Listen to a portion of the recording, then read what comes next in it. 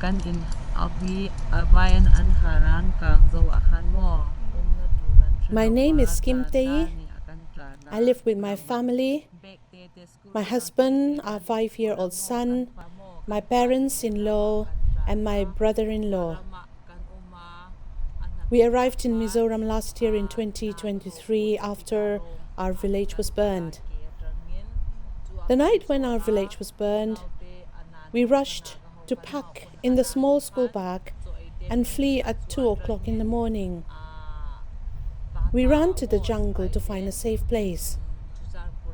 The next day, we walked to Nagaland, which is the neighboring state. The people there gave us food and we rested there.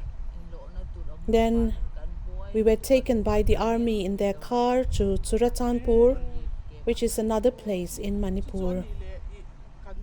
There is a refugee camp for us in Churatanpur. So we stayed there for a while. And we needed to work to meet our needs, but it was very hard to find a job. So we come here to Mizoram from Churatanpur. We are given a place to live here in Falkland in Aizawl. About 40 families are living in this refugee camp. When we fled that night, we could not bring much. We arrived here without anything at all. People gave us clothes to wear and all the other things we needed. Without their help and generosity, we would not have anything. It is also nice to feel safe here. My son was terrified that night, and he's still frightened to this day. He often asks me not to return to Manipur but stay in Mizoram. We are not rich in Manipur, but I don't regard ourselves as poor either. We have a farm, and my husband is a businessman. So we did not have a financial problem, and we could manage it. As refugees now, we do not have a stable income. We need to do anything we can to earn money for our family. My parents-in-law are now elderly, and they can no longer do any work, so they stayed home while we went out for our daily jobs. Our son goes to a government school.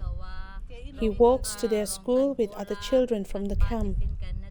Thankfully, he really enjoys going to school. My husband is doing labor work, constructing a building. His earnings were not enough for us all, so I decided to work to earn more for our family. I usually start my day very early as I must leave home for work at 4 o'clock in the morning. When I wake up, I cook and make a packed lunch for my husband and our son. Then I walk to my workplace at 4. We cannot afford any transportation, so we have to walk on foot. I usually return home from work around 4:30 or 5 in the evening. As soon as I arrive, I prepare dinner for the evening, then wash clothes after dinner around 9 at night. There is a well nearby, so I go there to wash our clothes. If I don't manage to wash them at night, I wake up earlier the next day and wash them. That's my usual daily life at this time. My mother-in-law has a problem with her knee. It is painful and she cannot stand on her own.